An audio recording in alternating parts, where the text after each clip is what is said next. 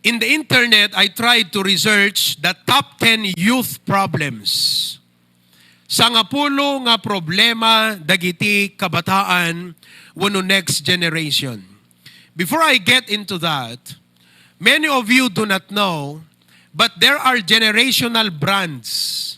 We have the silent generation who were born in the early 1920s.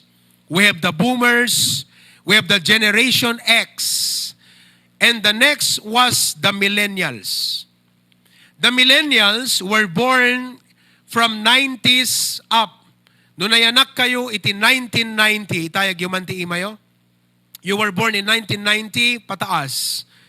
You are the millennials. Kami, na ipinanganak ng 80s, we were transitioning from the previous generation entering kadeti ko natin nga millennials. I hope you're familiar with that term. Okay? Millennials. Pero itong mga bata na nakikita natin ngayon, hindi sila mga millennials. They are now the Generation Z. Generation Z. And the Generation Z were born from 2005 pataas. Sino kada kayo tinayanak ti 2005 pataas? Kayo ang mga Generation Z. Iba yung pananaw nyo sa buhay kumpara sa aming ipinanganak ng mas nauna sa inyo. We have witnessed some parts of the history that you have never known. Kaya kung tayo mag-usap, there is what we call generational gap. Because your exposure is different from the exposure that we gain during our childhood. Ti ayam mi idi, palsuot, palsiit, tiniraan lata. Today, iba na, League of Legends na, computer games na. So there is a big difference. Kaya somehow, reaching out to you is quite challenging. But it is never impossible. Because the Word of God is always relevant whatever the generation or the trend it will be. The Sautiapo will always be relevant. Now, kada tayo nga parents, you listen to this because I know that many of you are struggling ti panang understand, panangawat, api akastoy digiti anak ko. Api akastoy digiti ubingitan. Api akastoy no bumaron. How many of you, just like my parents, adada ubing tayo nga makulit? Have you ever prayed, Lord, how can I discipline my child? And you are wondering how much more no dumakkel tupay dating ubing. Looking at the Generation Z. And today, the Generation Z is not the newest generation. We have another new generation. Iso di gito'y tinayanak, idi 2020 pandemic generation. So kita anak tayong ubing, no 1-year-old, 2-year-old, di kita anak yo, pandemic kids, di kita kakabsat. Baro nga henerasyon. So I looked at the internet to find out what are the top 10 problems of our youth. The first is, go ahead, Avi. The first is depression. Depression is very common among youth today. It was not common back in the days. Hanauso ti depression iti datay ti ububing, datayo nga 80s. Nang nangruna kadakay ngayon una, no kunaan nyo nga, nagrigat ti biyak ita, narigrigat biyak iti. Hanga narigat ti biyak ita, nagbalin lang nga komplikado kan sophisticated. But life is more convenient today. Because before, hanggang makakapagluto, no di ka agluwa, at agpuyot ka ti ang uyog. Itata, i-click mo, itata, aguni ka lang, Alexa, turn on the gas range. Agsigudan ka kapsat. So you tell me narigat tibiyag ita? You tell me narigat tibiyag, makapag-research ka, idi, inkata library, inkata munisipyo, library at munisipyo, inkata library at eskwela na kabangbangsit kakabsat, malunglunggup nga liblibrut library. Today, bubuutan ng digitali library at eskwela because it was replaced by computer. Di dyan nagrigat nga birok today is just on the tip of your finger. Narigrigat biyag ita? But why is it nga kunata yung hanmat nga narigrigat nalaglag antibiyag ita? But how come that many young people are experiencing depression? Because the problem are not the things around, it's on the inside. Many young people are wondering about their self-worth. Mahalaga ba ako? May nagmamahal ba sa akin? I don't understand why people are changing. See, these are the real problems of many youth today. They live in homes that maybe are not broken. The father is there, the mother is there, the siblings are there. It is not broken, but it's not functional. Fathers are not functioning as fathers, mothers are not functioning as mothers, and children are suffering for lack of functional parents. Depression is a problem. Which results to number 2. May kaduang nga top 10 problem to youth ita, suicide. Is there any among you, young people here, sometime in your life, binalak yu pakamatay? Was there a time in your life, kada kayo nga Generation Z, that sometime in your life, inisip mo ito, sana kunin na lang ako ng Panginoon? Ang sakit. Pinagpalit niya ako. Hindi ko matanggap. Sa drama nung araw, Manong Nemi. Sumunod, di ko kayang tanggapin. Ngayon hindi ko na alam, suicide na pala. Worldwide, suicide is the 4th leading cause of death. In the US, it is the 2nd leading cause of death from ages 15 to 19. Kada tayo nga imununa, no apay nga awan suicide, nga mapampanunod tayo, kasi nateneb ti rigat. Di kito'y ubing idata, basit lang nga rigat, they easily give up. Agpalalat basit na banug akon. Agirot ti landok, basit lang, agirot lat basit ka, di kitay landok, na banug akon. Idi ka kabsat, alas 4 nga riingan na kanitatang mo, ingka giwarwar ta baka, isaganam di kita makan kastoy. Hangka mapanagbasa nga dim inubra ti obligasyon. Magmagna ka pa'y nga mapanagbasa, agbalon ka pa'y, nagmulagat lang nga inapoy. Today, social ti ubing, doha nga Jollibee, jak mapanagbasbasa. See how the world changed.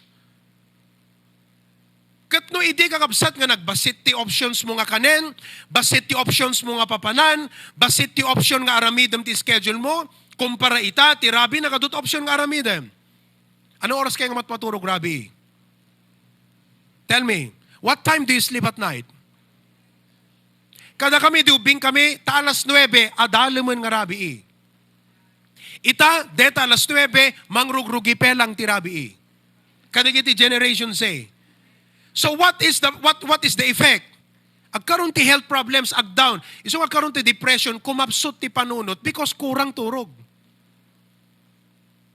Now we see, they are changing. These are all the factors. Bakit? Anong ginagawa nyo? Wattpad, Facebook, Instagram, Netflix, YouTube, and all of those things. Number 3, third top 10 youth problems, sexual activity. Nakangiti yung iba sa inyo. Pero mamaya titignan nyo kung bakit. 39% of high school in the US have been involved in fornication. 38%. Nawala na yung essence na I will preserve my honor not until I get married. It's become acceptable in our society today. It became the norm. Normal na. You know, the Bible still calls it not normal. The Philippines has one of the highest adolescent birth rates in Southeast Asia. According to WHO, mo yung familiar kayo because of the pandemic, World Health Organization, every year, an estimated 21 million girls aged 15 to 19 years in developing regions become pregnant and approximately 12 million of them give birth. From ages 15 to 19, nagsapa nga naganak. Nung araw, may mga magulang din na maagang nanganak. 19 years old may anak na. Pero nung araw, maagang nag-mature ang mga babae. Today, I doubt it if kadeti next generation, I am not really sure. No, uray 30 to tawon yun, no ray di kay ton nga agbalin nga nanang. I am not even sure. Kasi nung araw, pag 20 years old ka na, ready ka nang maging nanay. Tama po ba? Yung mga mas nauna sa amin? Kahit 20 years old na nung araw, pwede nang maging nanay. Hindi dahil kaya niyang manganak, kundi kaya niyang alagaan ang anak. Ngayon, hindi ko alam kung 30 years old na itong mga generations kaya nilang manganak. Kahit nga ngayon, kayang manganak, pero kaya bang mag-alaga sa anak? Are they that responsible? Why? Because something happened in the society. And the devil is behind all of these things. Mabuy-buya and all, pinakikilig ng gusto itong mga kabataan, peer pressure. Ikaw na lang ang walang girlfriend. Alam nyo, hindi na girlfriend ang pinag-uusapan ngayon . Sa high school, ikaw na lang ang hindi nakaranas. Kami, pag pinag-uusapan yan, nandidiri kami. Kayo, hindi na. Pinagtatawanan na lang. Nung araw, when we were kids, we used to hear preachings. Na pag ikaw, high school, may naranasan ka, sinasabi ng mga pastor nung araw sa amin, kayong mga babae, hindi ka na virgin, high school ka pa lang. Sinasabi sa amin nung araw, na pag kinukutsa ka ng mga kaibigan mong babae, na ikaw na lang ang hindi virgin, sila hindi na daw virgin, hindi na virgin, ikaw lang ang virgin. Ang sinasabi ng mga pastor nung araw, pag ikaw, tinatawanan ka ng mga classmates mo, dahil lahat sila, hindi na virgin, at ikaw lang ang virgin, sabi mo sa kanila, anytime, pwede akong maging gaya ninyo, pero hindi na kayo pwedeng maging kagaya ko. Wala na yung ganun . Bakit? Kasi iba na yung trend. But we are Christians. We are Bible believers.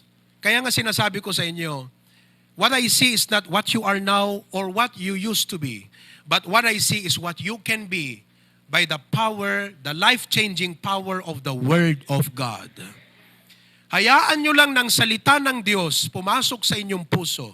It will transform you, it will change you, and it will make a difference in your life, and you will make a difference in this world.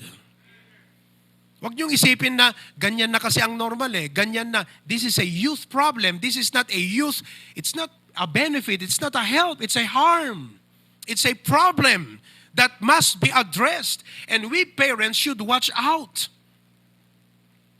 Number 4 problem among youth today is bullying. Bullying. I am looking forward, siguro Sir Arnel, if you would invite us, I will present this to all your high school students in Vintar. Nandyan si Sir Arnel nanonood.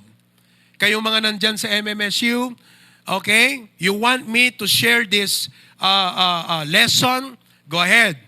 Invite us and we would be very glad to minister to all of the MMSU students this lesson. Bullying. In the U.S., over 160,000 kids refuse to go to school each day. Di na kahit di pa nagbasa. For fear of being bullied, according to Nation Education Association. Adaka-dika kayo, itihan na kayat timapan maki face-to-face ngagbasa kasi mabuteng kayo nga damang bully kada kayo. That's the problem today. Number 5, drug use. Ang ginagamit na ngayon na magbenta ng drugs, mga minors. Bakit? Well, for some legal reasons. So, the age, tawen iti may expose the drug, prohibited drug, umupubing. Number 6, alcohol use. Alcohol use. Umupubing ti tawen, dagiti agus usaren iti arak, unumin inom ti arak.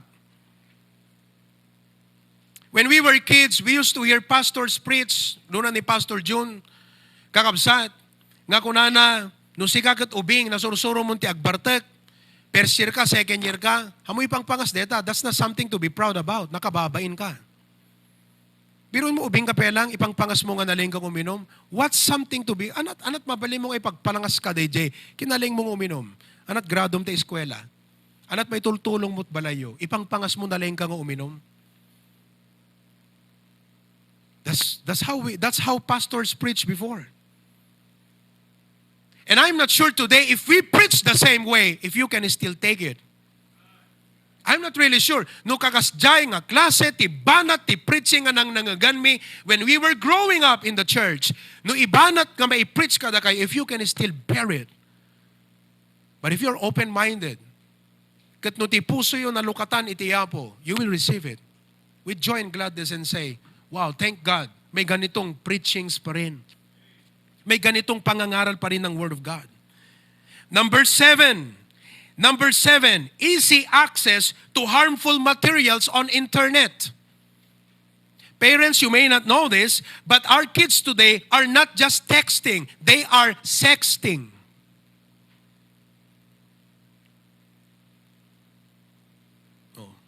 Oh, itong mga young people, sinasabi ko yan, normal yan sa inyo, alam nyo yan.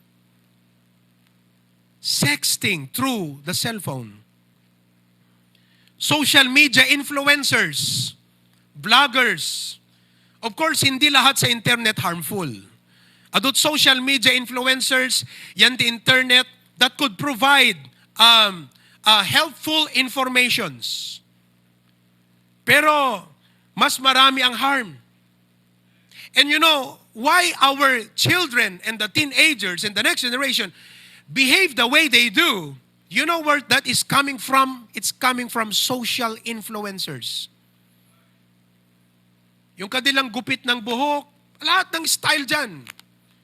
Galing yan sa mga social influencers. Number 8 problem, academic. So as a result, marigatan, nang runa itata nag-pandemic. So di pa nag-adjust. Number 9, peer pressure. We defined peer pressure last time. Let me check my definition on peer pressure. According to the Webster's Dictionary, peer pressure is defined as a feeling that one must do the same things. So anong ginawa nila, gawin mo din. Kung saan sila pumunta, naroon ka rin. As other people of one's age, kaedad mo eh. And social group in order to be what? Liked, accepted, or respected by them. What you don't realize, when you fall to that bait, you become their slave. Isong amuyot ilang makaset free kada kayong agtutubo, kada gito'y slavery, ti sin, slavery, ti peer pressure, slavery, ti depression and suicide. Only Jesus can set you free. No masursurom nga han nga adu nga boses ti kailangan na dinggem, mesa lang. Mesa lat dinggem ni Apo Jesus lang. Kat dinggem dagitinted ti Apo nga insaad na nga mangiturong, mangidalan, mangiwanwan, mangiguide ken ka, tapnon maamamom isuna ket ti biag mo mayan natop ti sao iti Apo. Mesa lang nga boses, the voice of God. You remember the birthday at the patit banga? Kat adu ti contestants nga mapan makipagpatit, right? Usually, ti tactic na dayjay, mangkasarita ka iti friend mo. Nga isulat dinggem nga boses. Kasi, paghawak mo na yung bat, blindfolded ka, pagpuligusan na ka 10 times. And then, sabi nila, start. You will hear a lot of voices. Kanawan! Pagkanigit ka! Patita mo! Wala. Bakit? There's too much voices. Too many voices. And you know why you are suffering depression today? Too many voices. Too many trends. You don't know which to fit in. And so you begin to question yourself, who am I really? Hindi ko na alam kung sino ako because there's too much trends to fit in. Eh kung hindi naman ako mag-fit in sa barkadang ito, I'll be rejected. And who wants to feel alone? Di ba? Yung hindi ka ma-accept ng barkada mo. Ganyan ang malaking problema. But you know what you are going to do, friend? 5 gasot jay premyo. Akin yung 300, sa'yo yung 200. But I will only listen to your voice, okay? Lapitan mo ako ha, sa malapit lang. Ikaw lang ang pakikinggan ko, friend. Sa'yo yung 200, akin yung 300. So, paikutin ka 10 times, then you're going to walk. Napadasan nyo di dyan, sino ka nakiti na nga, bakti-patid ba nga? Did you do the same thing? Okay? So, sabi nung friend mo, straight, straight. Go straight, go straight. Kanawan, patito mo! Kung kuna nagiti na bartet. Pero pinapakinggan mo lang siya. Pinapakinggan mo lang siya. Okay? O, ari kapam, padasam nga medyo i-feel DJ ba nga, tasangwanam. Ayan, ayan na. Sige, patitam. Pang! Nanalo ka. Why? You listen to only one voice. In life, if you listen to your friends, to the social media, you will lose. And many of you have lost your life, have lost your sense of identity, have lost your sense of dignity and honor. Why? Because you did not know who to listen to. I hope that's clear. Kaya alam nyo, magmula ngayon, kayong mga nag-attend dito, dapat kanahin nga umay kay makigimong because you need to listen to the Word of God. See? That's peer pressure. And then number 10, obesity. This is physical, siyempre. Anyway, there are only 3 things that could influence our children. 3 things. 1, tradition. Kuna ni nana, kuna ni tata, isumuti ko na, susursurutan lata ti tradisyon. Tuloy-tuloy lang. Idata, ket Holy Week. Idata, iti kalendaryo, Domingo Ramos. Digiti tao, ada digiti palmera da today, di ba? Tama? Ngayon ba yon? Mapan pabendisyonan, ilagay doon sa bahay, an anib, antay-kimat, and to invite the blessings. So whatever there is in mind. But of course, there may be some spiritual significance, but we don't believe that because that is a tradition. The Bible never told us to practice that. But tradition, kada kayo nga younger ita, gaputa nasuksukisok kayo ti panagadal, basahin nyo ti Biblia. Ang kagandahan ngayon actually, on the other side of the coin, tino-observe ko kakabsat, limbukay iti generation ita, nalaklakan nga reach out on the Word of God. Unlike idi, sarado, katoliko, dikandado, imbuling na tulbok na. Kaya nung araw, pag si Pastor June pumupunta sa BNCHS ng Bacara para magturo sa mga students, those teachers who were diehard RC would persecute him. Pastor June heard words like, anak ka Adam ditoy. That's how they treated him. But he kept on preaching the Word of God. Bakit? Nairot, ti grip, ti tradition nung araw ngayon, lumuklukay. So hindi gaanong masyadong issue yan. Madaling kausapin itong mga young people, wala sa Biblia yung lualo, kararag. Hindi mo-offend yan. Ti Biblia against the idols. Hangka grukbab ti di Diyosen, di kita bulbulto. Against the Bible. Hindi mo-offend. Sabihin mo sa mga matatanda. Sino dito ang matatanda? Pag sinabi ko sa inyo, alam mo ba, mali yung nasa harap ng simbahan na 10 Commandments sapagkat ang number 2, thou shalt not make unto thee any graven image. Yan ang pangalawang utos. Wala yan doon sa harap ng simbahan. Pag sinabi mo yan sa matatanda, magagalit yan. Pero sabihin natin sa mga Generation Z, wala yan. Sabi nila, what do I care about it? I mean, wala sa akin yan. Ang importante sa akin ngayon, mahal ako ng boyfriend ko. Yan ang iniisip nitong mga Generation Z natin. The second influencer is trend. Trend. Pag sinabi mong trend, ano yung napapanahon? Ano yung uso?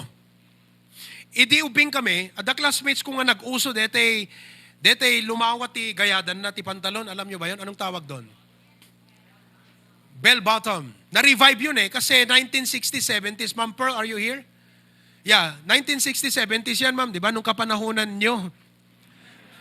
Sir Henry, nung mga Elvis Presley, mga Tom Jones at, yung mga panahon na yan. Frank Sinatra, mga ganyan. Okay? Ay, hindi na nila alam yung mga yan. Frank Sinatra and all. Pero na-revive nung kami elementary, mga classmate namin, ganun, no? Abom kasi, no, adu DJ, when you are outnumbered, you feel you are defeated. Kasi ang dami na nila ikaw lang ang hindi ganun So, parang feeling mo, ikaw yung abnormal. Do you feel the same way? Di ba? Kung lahat nagpakalbo, tapos ikaw lang ang hindi kalbo, do you feel abnormal? May ganun di ba? See? Lahat. Ganon. Trend. But you know what? Listen, every trend has an end. Lagi kong sinasabi, and parents, let's keep telling this to our children. Hindi lahat ng tama ay uso ngayon. At hindi lahat ng uso ngayon ay tama. Can you say that with me? Everybody say, hindi lahat ng tama ay yung uso ngayon. At hindi lahat na uso ngayon ay tama. So ano ang sundin mo? Uso o tama? That's what we want you to learn. That's what we want to sow and plant in your hearts. Because number 3, truth. Ang dapat mag-impluwensya sa ating mga anak ay ang katotohanan. Well, we can buy our kids toys. We can afford to buy them some of their luxuries. Minsan sinasabi natin, amam, anak ko, Jack na patpadasan. Dito kasi hindi padasem. Itong mga anak nga namin binilhan nila Pastor Jun binilhan namin ni Mrs. ng scooter. Oh, scooter. Kami napatpadasan. Kung ni Mama, di yun na napatpadasan. Kakasta, di ubing kayo. Kasi ayam ko di ubingak. Tay ligay, kantay kayo. Napadasan, Brother Brian? Naranasan mo ba yun? Ligay. Nga patit-patitan, tapos no iturong mo, at the jay kayo, ikas jay mo, etap no jay ligay, katan na matumba, iturong mo jay papanan na. Hindi nyo na alam yon. Kasi ang uso ngayon, scooter na. Mamaya, 10 years from now, ang usong laro, hindi na scooter. Nakasakay na kayo sa drone. Kumakaway-kaway na lang kayo dyan. Hello? 10, 15 years from now, that's not far from reality. Because there's a lot of things that, people are now using sa drone. Hindi malayong mangyari yan. Pero we can afford all of these things. But growing up, do you know what they really need? Parents, do you know what our children really needs? Are not toys, are not the comforts of life, but what they really need. Do you agree with me nang mas kailangan ng mga anak natin ay ang aral ng katotohanan? So that the world cannot deceive them. Tapno handa maalilaw, urayan ng barkada at pakaikapanganda, sanda maalilaw, handa umapapal tilubong, because they know the truth.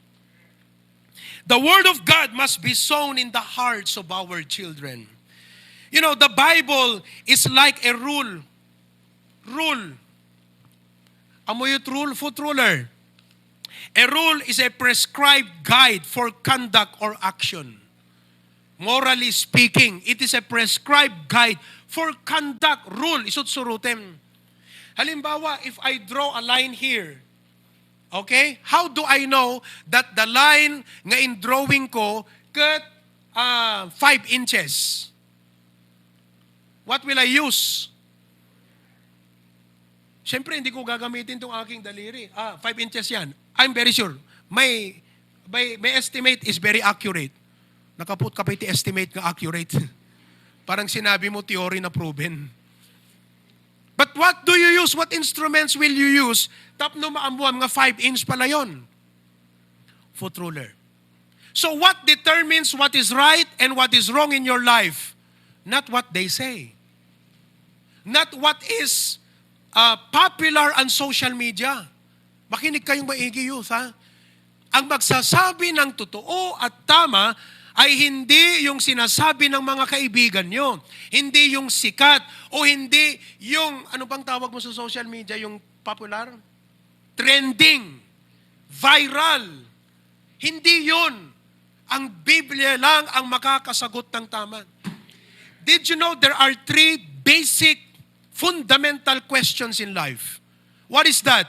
Who am I? 2, why am I here? 3, where am I going? Can you answer that? 3 basic questions. Who am I? Do you know who you are? Can you explain? Who are you? Sagutin mo. Kaya mo bang sagutin yan? Only the Bible can give the answer to us who you are, as to who you are. Magandang tanong yon. Pangalawa, why am I here? Ba't nandito ka sa mundong ito? You studied math, algebra, calculus, you studied science, nag-excel ka sa physics, chemistry. But those can never teach you and tell you the truth why you're here. Only the Bible can answer why you are here. Where are you going? Kayong mga bisita ngayon, when you die, do you know where you're going? Amoy papanan nyo namatay kayo, unuhan. Kampusan to, pastor. Pilosogo po ka pala eh. Oh, kada kayo nga adults, do you know where you're going? Listen, if you can answer those three questions properly in accordance to the Bible, iti kinaubing mo, malaking advantage mo na yan sa buong buhay mo. Because many people are still searching as to who they are. Yung nga sabi ko sa inyo, si Mikat ti Korean, tinulad mo. Idi sikat ti American, tinulad mo. Oh, sumikat ni Chitae, tinulad mo. Sumikat di gitoy, tinulad mo. So ngayon, sa lahat ng personalidad na aking ginaya, saan ako magsesettle? The cause of depression. Naintindihan niyo ba? Who am I? Why am I here? Where am I going? Number 2, the Bible is a map. Pag sinabing map, it is a representation of the whole or a part of an area. See, when you look at a map, it does not show you just a region or a province. No tinignam ti world map. Are you with me? Si bibiyag kayo ba? No kinitam ti world map, anat ipakita na king ka, amin aminen. That is the same way with the Bible. Kasano nga maamuam iti amin na kaipapanan ti biyag, no hamumot basahan ta Biblia. Kasano nga maamuam ti pudno, kasano nga mailintag ta biyag mo, kasano nga amum ti turungem, no di kamot basahan ta Biblia. Tama ba ako? Kasano nga amum ti dapat nga pagbalinam, how to be a father, how to be a mother, how to be a good citizen, how to be a good Christian. How will you know it no hamo basahan ti Biblia? The Bible is also a compass. A compass is a device for determining direction. The compass has always the north. Tama? Tama ba ako? North? That's why sabi nila, you always find your north. So where is the north? Dito sa atin, norte. Wherever you go, sino man ang maging makasama mo, saan ka man magtrabaho, hindi ka maliligaw kung may compass ka. Your compass is the Bible. Alam mo ito, observe ha. Marami tayong Sunday schoolers. I was once a Sunday schooler. Pag Sunday schooler ka, okay, bata ka pa eh. Pag mag-high school, you begin to go to high school, you begin to, what? Explore, makitam itibiyag, and then college, things will change. And you get carried about. Do you know how you can stay right? You need your compass. Kung sa umagang ito, no iti dating nga bigat, makitam nga, I look at my life, answering, who am I? Why am I here? Where am I going? Hang kumasong batan dayjay. Amok matisong bat ng imtibiyag ko adayo ka dayjay. See, if your life is far from it, you're lost. Now, this is the compass. Return to the compass. Return to your path. Agsubli ka. You know what? At dadwa nga klase nga tao nga mapukpukaw. Number 1, DJ na mo nga mapukpukaw isuna. At ganyan ang maraming kabataan. Di ba? Pumunta sa Manila. Akala niya alam yung pupuntahan. Mapukpukaw gayam. Very confident pang naglalakad. Sure ka ta pa na? Yeah, I'm very sure. See, young people today are lost. But they think they've found the way. But the more they go and go deeper, the more they get lost. Pangalawang klase ng naliligaw. Number 2, alam niyang naliligaw, ayaw pang bumalik. Is that you today? No amom nga tibiyag mo, mayad adayukan itiapo. Very clear king ka, api di kag subli. Alam mong nawawala ka pala, naliligaw ka pala. Go back. Because the compass is telling you, tit, tit, tit, tit, tit, you're going the wrong way. Not only that, the Bible is also a plumb line. Amoy plumb line? Butuon. Ginagamit ito ng karpintero as a line that has one end await. At dapadagsin na ijay, baba. Used to determine verticality. Di kinay straight na, di ba? So here's the plumb line. Okay, halimbawa, Ano ba yung Leaning Tower? Where is that place? Pisa. Of Leaning Tower. Okay? Napangkat di tuktok, di Pisa. Leaning Tower. Gumamit ka, Justin. We have a civil engineer here. Ayan. Gumamit ka ng plumb line. Binutuunam. Nakitam. Anat kunam. Kilo, dito yung plumb line. Ganun ba yan? Anong sasabihin mo? Tingig, dito yung plumb line siga. Yung plumb line ba ang may problema o yung tower? The word of God is always right. Hindi ito ang may problema. Tayo ang mali ang buhay. Datayo ti tingig ti panunot na. Tingig ti biyag na. Tingig ti pagturungan na. And the Bible is here to straighten us. Many of you are listening right now. Kaya dayon ta internet, Facebook, YouTube, listen to me.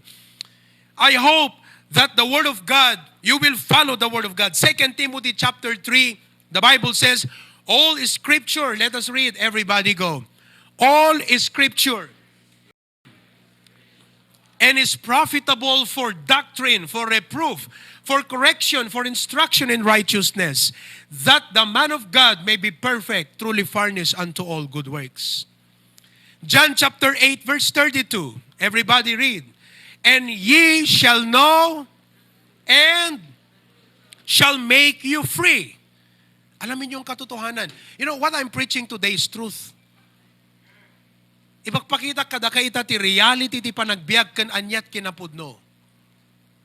So do you want to remain a slave of world or do you want to be a servant of Jesus Christ? Parents, ito ang ating prayer. 3 John 1:4. Everybody, basahin natin. Go. I have no greater joy than to hear that my children walk in truth.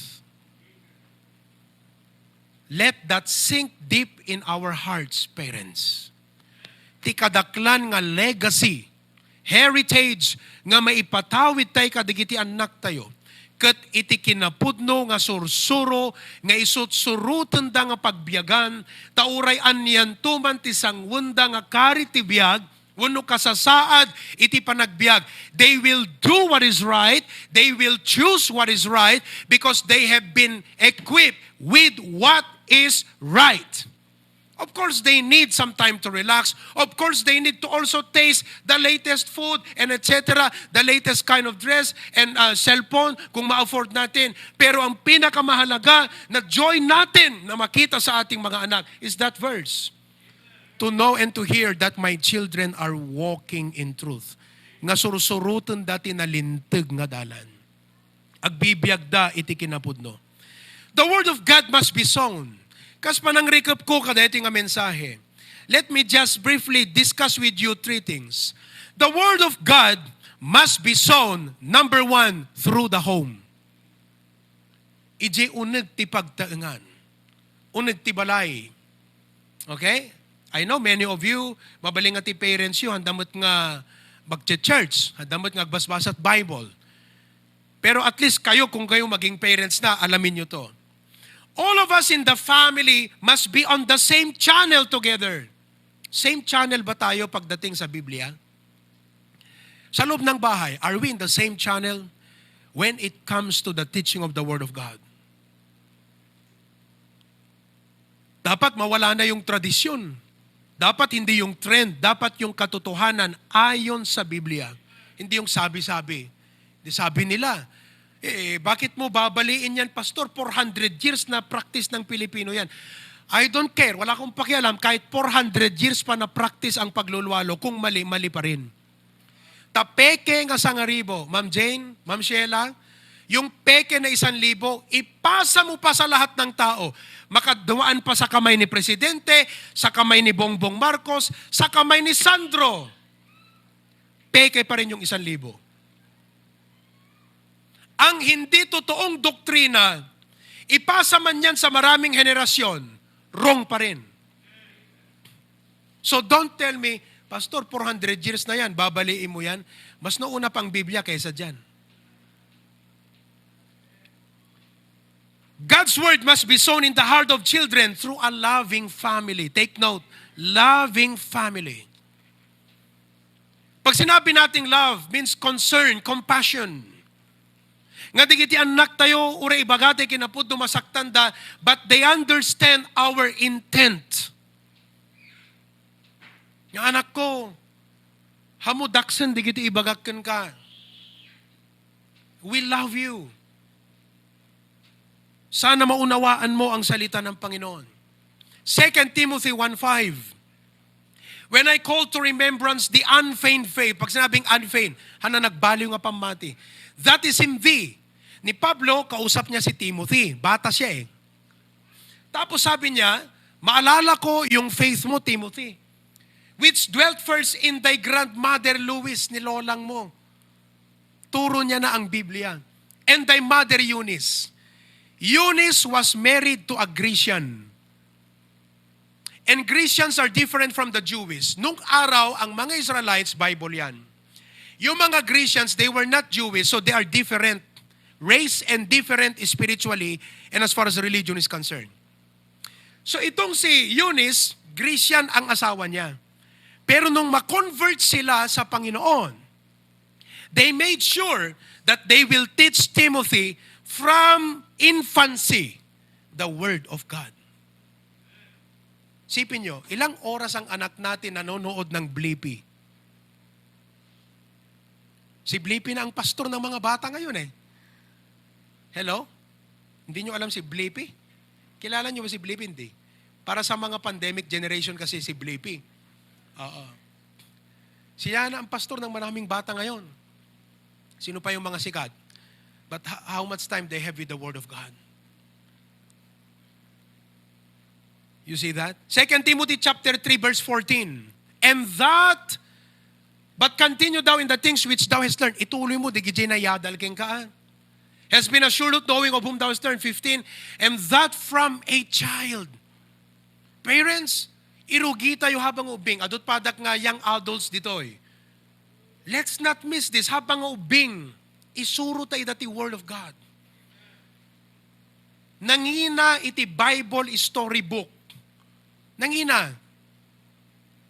Pero, yun ang dapat natin bilhin and they get used to reading the Bible stories. Dapat ang kanilang utak hindi Voltes 5, wala nang Voltes 5. Power Ranger, wala na rin yan. Mas Rider, wala na. Tayo yan nung araw. Bago na ngayon. Dapat ang laman ng utak nila, Daniel, Joseph, Moses, the Apostle Paul. They should memorize the books of the Bible. If we don't put them into such environment, would you expect them nga ti puso dagbungat Word of God? Awan mo timulam. Namnamaan tayo nga rod, nga agbungan to, ag-manifest, ti Word of God, di panunot da, ti biyag da, ti masangwa ng aldaw, awam metin mula tayo.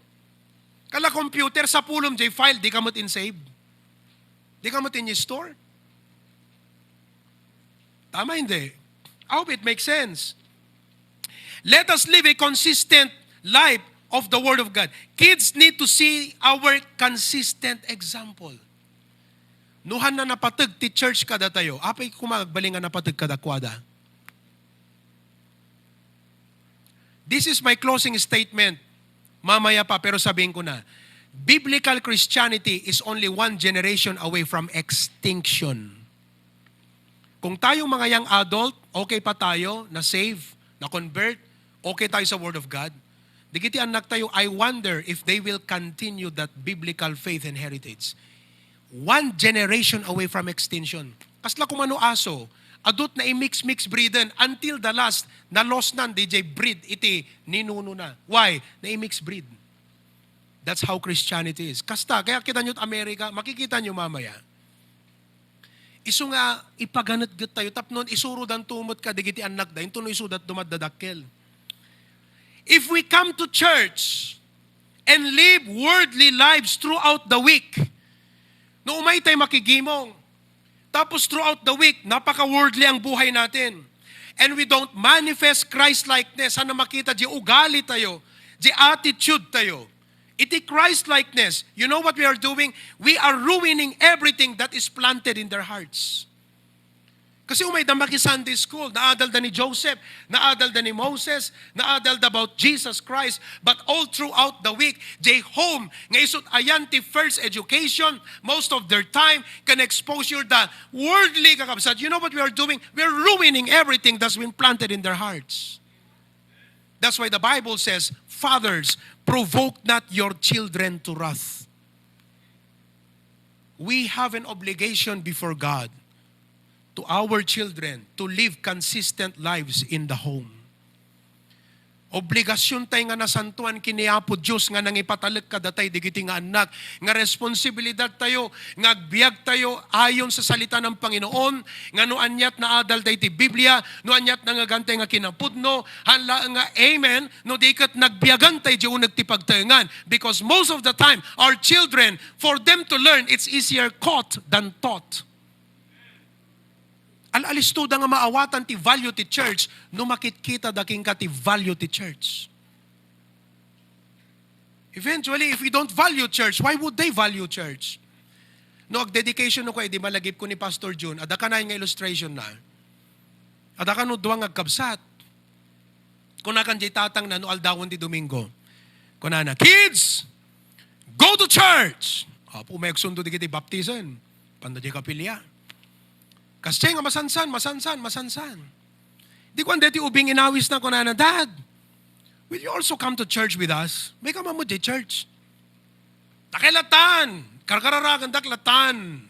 Usually, ganun ang tatay. Ang hirap imbitahin ng tatay talaga eh. Okay? Karkararag daktulatan.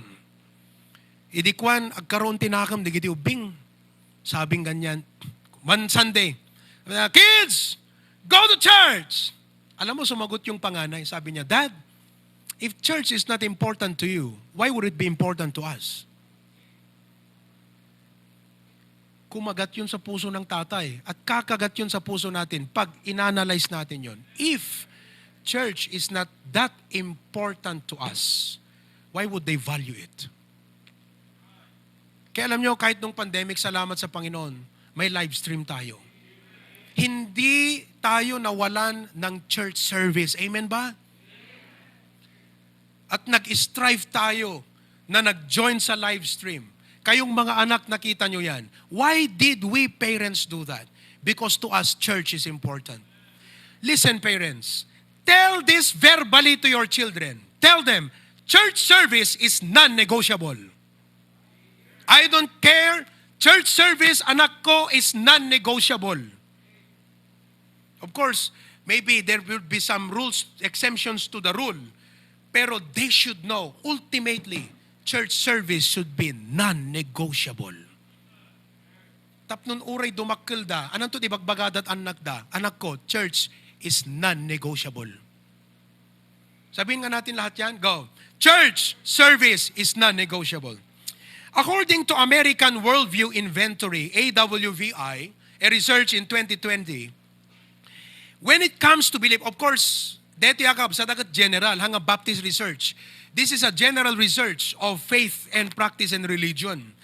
When it comes to beliefs and faith and practices, millennials are significantly less likely. Handan to aramidin dito yan kunana. Kasi inot nga mauawan nga minti, di mo't may sursurot Biblia di balay. Awan pa'y makita nga Biblia di balayan. Di mo't mapagsasaritan ti Biblia di balay. So anat expectaram ka, digiti ubing at tumanor dumakkel. Etong mangyayari.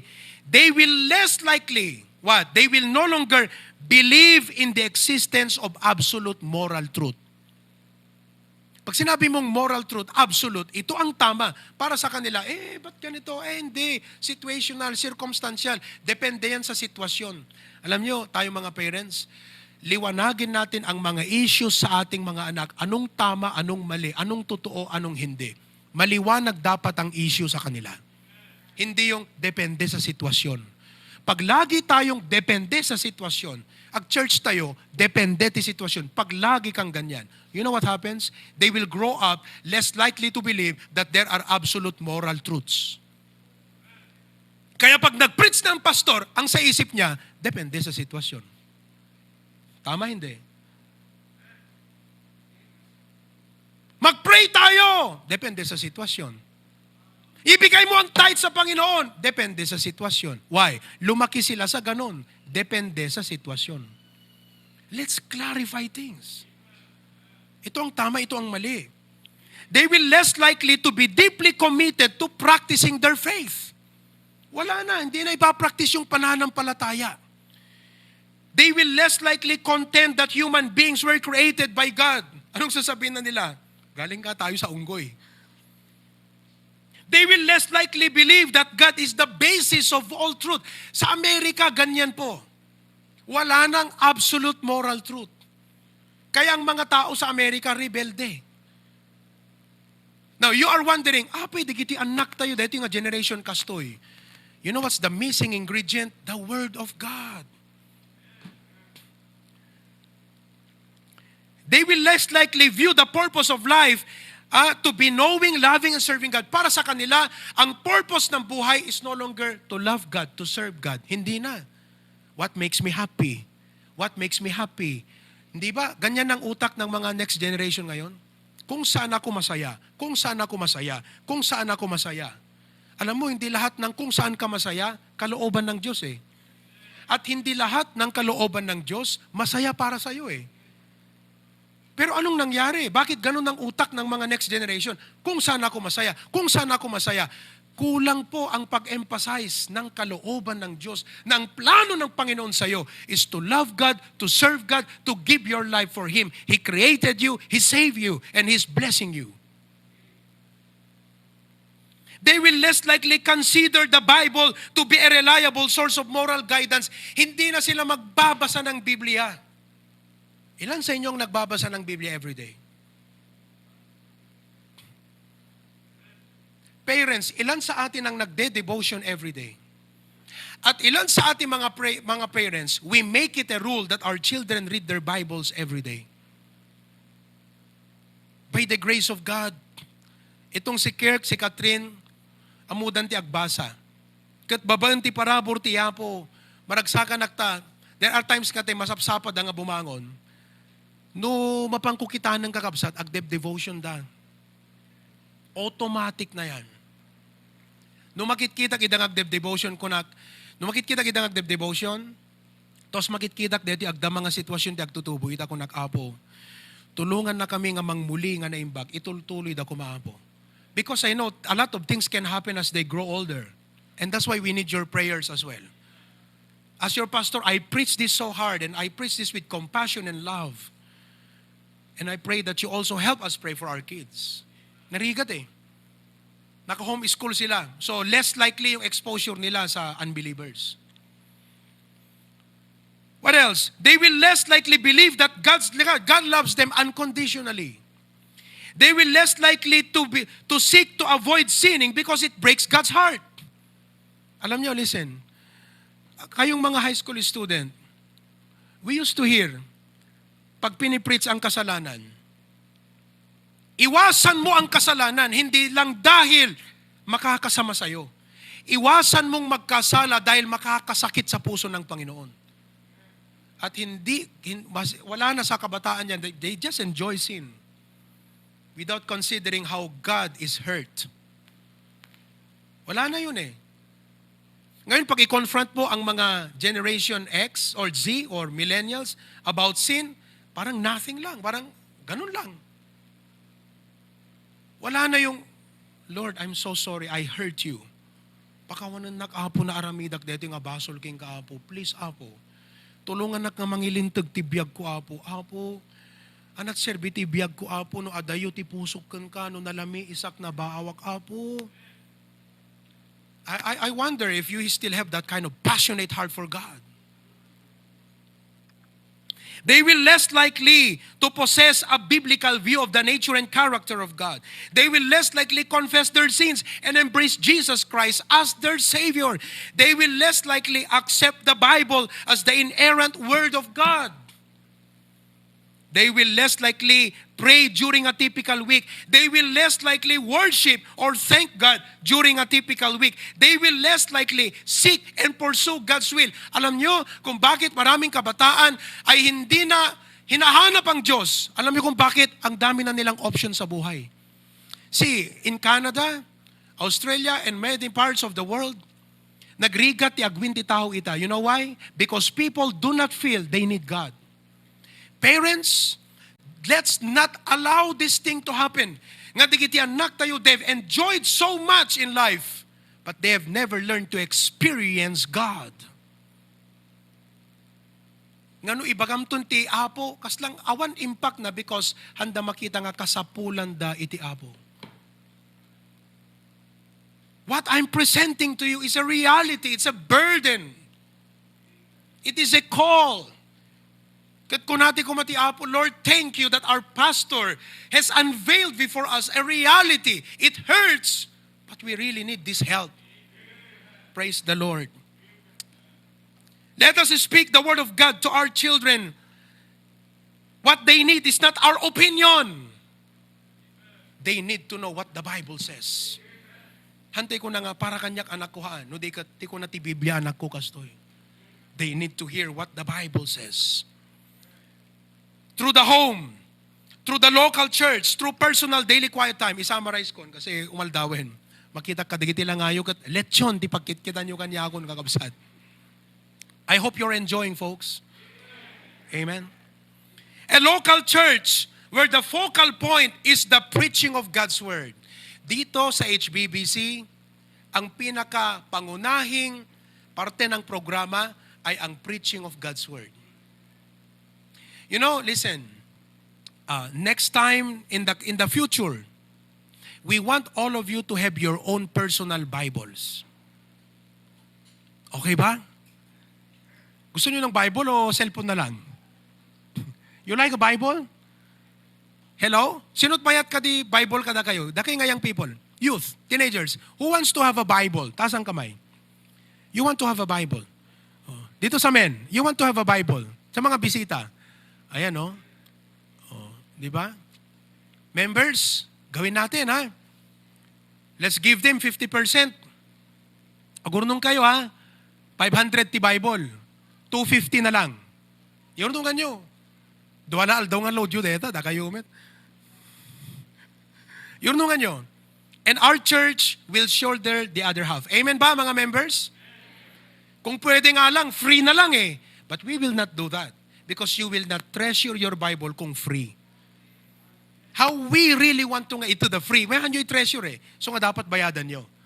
Hanyo binayadan eh. Pero actually it's just a part. Pero para maramdaman mo na, ba't api nga pag-ilog dito, ginatang ko dito, binayadak. Basta kiti, binayadak eh. Amen?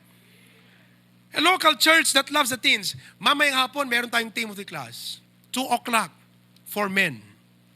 The world will not lift up the Bible. It will not speak highly of it. We must emphasize the Bible in the home, in the local church. I mentioned this, and I'm closing. Christianity is one generation away from extinction. Halika nga rito, Kuya Kirk. And then, Jeremy, can you come here? Okay. O, halimbawa lang, ha? Alright. Sinukat kayo. Ako, malalim pa rin ako sa Word of God. But if I do not disciple my son, halimbawa anak ko to, if I will not disciple him, pag sabing disciple, yung bang impluensyahan ko siya sa salita ng Diyos. Pag hindi ko siya i-impluensya sa salita ng Diyos, DJ kina puro ti Word of God kanyak, lumabnaw kanya na. And that's what we are starting to see to the next generation. Lumabnaw. No lumabnaw king kwa na, then what do you expect ijay next? Atheist. Hanto mamating ka na po Diyos. Because Christianity, my Christianity, is only one generation away from extinction. Wala na sa kanya. Because I failed. You know, someday, personally, kayat ko nga DJ, kasi nagragsak da Pastor June, da Pastor Abe de la Cruz, nga digiti apo ko da makita da pela nga talaga nga strong ti Word of God. Biblical yan eh, Grandmother Louis and Mother Eunice eh. See? Strong iti Word of God. By the grace of God. Gusto ko na paglaki ni Kirk, ganyan pa rin ang taste niya ng suot. Hanga dete, funky-funky. Peer pressure yan eh. Siyempre, mga kaibigan mo, funky. To be like, maging funky ka rin. Oh. Pag nasobrahan mo, monkey. See that? Pero, Anak ko itong si Kirk, okay? Gusto ko na yung magiging apo namin, by the grace of God, will thank me and say, Lolo, thank you for the Word of God. Magpipreach pa rin siya ng Word of God. But it does not happen overnight. Parents, dapat ma-acknowledge mo, this is the need of the hour. If I will not do it, no one will do it. And if I will not do it, what will happen to my children? And if I will not do it beginning now, when? Kung hindi ko sisimulan ngayon, kailan ko gagawin? So, to all of you who will be married soon, digito iti dapat awatin nyo nga mensahe. Christianity, kasi according to Dr. George Barna, CRC Director of Research and author of the study, millennials are increasingly rejecting the Christian faith. Only 2% possess a biblical worldview. Yung kanilang pananaw sa buhay, hindi na ayon sa Biblia, ayon sa barkada. How they look at life. Kumbaga, yung desisyon nila, yung kanilang pananaw sa buhay, sinaksak na ng barkada nila sa kanila. Hindi na yung Biblia. 2% lalamang. And spurning the beliefs and faith, pinagtatawanan na rin nila ang Biblia. Para sa kanila, awkward na ang church. Christianity has become extinct in many nations which used to have revivals and God's moving. Alam nyo bang Germany? Grabe ang revival dyan nung araw. John Wesley, Charles Wesley, ang daming nasisave dyan.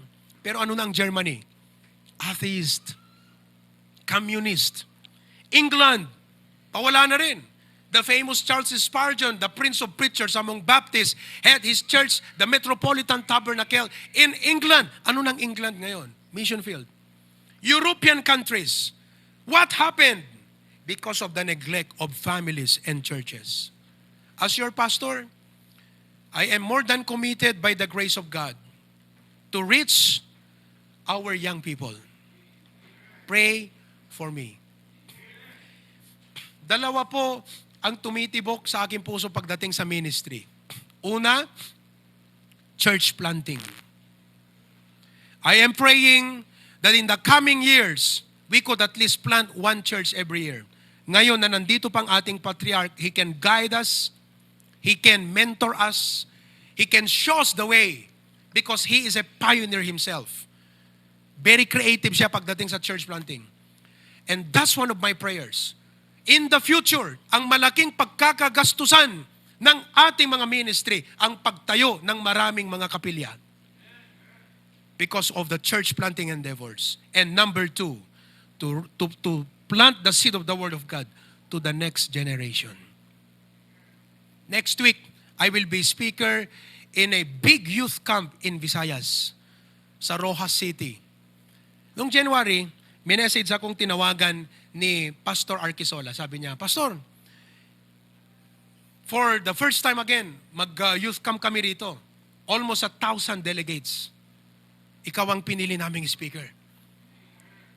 Sabi ko kay Papa, pa ako daw ang speaker, hanggang mapapan. So I told him, I said, Pastor, I cannot come. After 2 weeks, tumawag si Pastor Arquisola, Pastor, sa gusto mo't hindi, ikaw pa rin ang guest speaker namin. Pastor, but I'm not coming. Please record your preaching. So I recorded my first preaching last Friday, tomorrow, and Tuesday. 3 po yung i-record ko. And you know what is our topic? Identity in Christ. Very timely. Matagal ko nang gustong mag-preach ng ganyang topic kasi yan ang problema sa youth. Hindi mo na kasi alam kung sino ka. Kaya hindi mo alam saan ka dapat maging aktibo. Kasi hindi mo na alam kung sino ka. That's identity crisis. As I close, let's go back to 3 John 1:4. I have no greater joy than to hear that my children walk in truth. Thank God for mothers like Louis and Eunice. Abraham Lincoln said, he said, and I quote, no man is poor who has a godly mother. Let's read that all together. No man is poor who has a godly mother.